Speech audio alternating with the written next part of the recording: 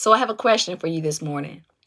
Are you living for the applause of many, or are you living for the applause of one? That is a question that I found myself wrestling with these past few days. And the Lord had to remind me, Nashia, the things that I've called you to do, it's been difficult for you to be consistent because you're looking for applause from the many, which you're not going to get. And I'm so glad that he reminded me of that, because it's such a great reminder that the only applause that I really need at the end of the day is from the Lord. I want to hear, when it's my time to go meet the Lord, job well done, my good and faithful servant. And so I ask you the same question. Are you living for the applause of many, or are you living for the applause of one? The Bible tells us that our life is nothing but a vapor.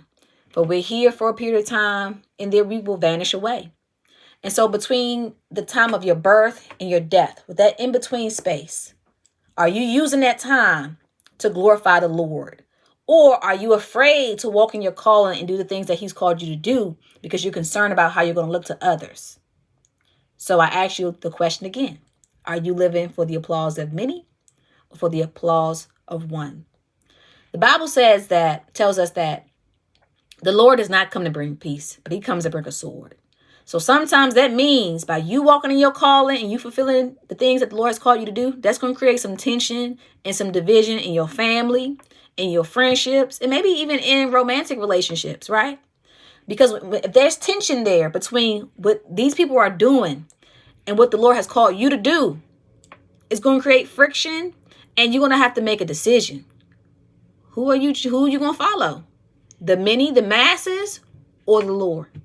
So I ask you one last time, are you living for the applause of many, or for the applause of one? Send this message to a Christian single woman that you know who need to hear this, because I know it's not easy. You want to belong somewhere. You want to fit in. You don't want to do this life alone. But at the same time, the Lord has commanded you not to compromise. You can't follow the ways of the world and follow Christ at the same time. We have to pick a side. And we have to be more concerned about pleasing God than we are about pleasing others. Until next time, remember, you're not in this journey alone. Let me hold your hand and walk with you as we both follow Christ. Take care.